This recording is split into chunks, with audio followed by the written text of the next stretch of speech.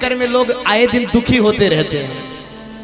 हाँ, आगे सुखी हो जाएंगे हम, बेटे को पढ़ा लेंगे फिर सुखी हो जाएंगे, बेटा नौकरी कर लेगा तब सुखी हो जाएंगे, हम रिटायर हो जाएंगे तब सुखी हो।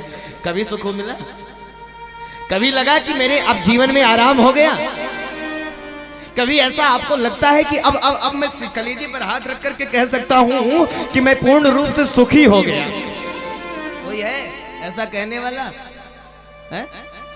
आखिर क्यों? हमारे जीवन का हर एक कर्म हमारे भविष्य के सुख के लिए है कि मैं भविष्य में सुखी हो जाऊंगा, मैं भविष्य में सुखी हो जाऊंगा। फिर भी हम कभी सुखी क्यों नहीं होते? है? क्योंकि हम कभी वर्तमान का सुख नहीं देखते। हम हमेशा भविष्य के चक्कर में और भूत के चक्कर में लगे रहते हैं। जो बीत गया उसके बारे में सोचते रहते, जो आने वाला उसके बारे में, और इसी कारण वर्तमान के सुख से हमेशा वंचित रह जाते हैं। अपने प्रेजेंट को देखिए, वर्तमान को देखिए, अभी क्या चल रहा है हमारे जीवन में, और इसका सुख लीजिए। भविष्य के सुख के लिए तिजोरी भरते रहेंगे, तिजोरी भरते रहेंगे, बैंक भरते रहेंगे, बैंक भरते रहेंगे, मानो कि सब इकट्ठा होकर के एक दिन हमें आनंद ही आनंद प्रदान कर देगा। परंतु कभी आनंद मिला? क्यों नहीं मिला? ऐसे ऐसे महात्माओं को हमने देखा है जिनके पास 1 रुपए नहीं है जेब में, झोली में 1 रुपए नहीं पड़े हैं, और अगर पूछ लिया जाए महाराज जी कैसे हैं आप, बोलते हैं कि बिल्कुल आनंद है। काहे को आनंद है?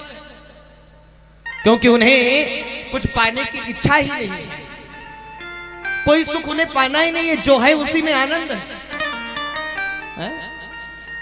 हमारा पेट नमक रोटी से भी भर सकता है। अगर हमें खाने के लिए दाल चावल रोटी सब्जी मिल रही है और वो हमें अच्छा लगता है, तो फिर हमें काहे की इच्छा रखना कि 56 भोग खाऊंगा। और अगर हम 56 भोग की इच्छा खाते खाते रखेंगे तो कभी सुखी नहीं रहेंगे। जो मिला उसी में आनंदित रहिए, उसी में प्रसन्न रहिए, तभी सुख आपको मिल सकता है। ज्यादा के चक्कर में सुखी कोई नहीं रह सकता। दुनिया की तो महाराज ऐसी दशा है। आदि जगत गुरु शंकराचार्य जी महाराज ने एक ग्रंथ लिखा जिसका नाम लिखा उन्होंने चरपट पंजरिका, और उस ग्रंथ में उन्होंने बड़ी प्यारी बात लिखी कि अंगम गलिता पालिता मुंडम दर्शन विहीन जातम तुंडम वृद्धो याति गृहीत्वा दंडम तदपि न मुञ्चत्यासा पिण्डं तदपि न मुञ्चत्यासा पिण्डं। महाराज अंगम गलितम, अंग गल गए, शरीर गल गया है, सर में एक भी बाल नहीं रह गया, दांत एक भी नहीं रह गया, नाक काम नहीं करता, कान से सुनाई नहीं देता, आंखों से दिखाई नहीं पड़ता, हाथों से कर्म नहीं कर सकते, बिस्तर पर पड़े हैं। किसी ने कहा अब कुछ चाहिए, बोले महाराज पोते का विवाह हो जाए बस इतना ही देखना चाहते। मरते मरते भी कभी नहीं कहते कि अब हमारा मन भर गया, अब हम संसार से जाना चाहते हैं। मरते मरते भी ये बात तो निकलता ही नहीं। कितने लोगों से हमने कहा, हमने वृद्धों को देखा, हमने कहा कि आप तो बूढ़े हो गए, आप तो वृद्ध हो गए, अब तो शरीर में अनेक प्रकार की नाना प्रकार की पीड़ाएं हैं आपके शरीर में, क्या आप इस संसार को छोड़ना चाहते? बोले अरे राम राम महाराज ये कैसे आप बोल दिए? हम क्यों संसार छोड़े? हम क्यों मरे? क्या हमारे पास परिवार की कमी है? हमने कहा अब क्यों नहीं जाना चाहते? जो इस संसार में आया है उसे जाना ही पड़ेगा, और यदि हम जाते जाते कुछ इच्छा रख करके गए कि हमें ये करना है, हमें ये करना है, तो दोबारा इस धरती पर तुम्हें जन्म लेना ही पड़ेगा, क्योंकि आपने जाते जाते वो सोचा है। इसीलिए मुक्त रहिए। जाही विधि राखे प्रभु ताही विधि रहिए, और सीताराम सीताराम सीताराम कहिए, सीताराम भजते रहिए।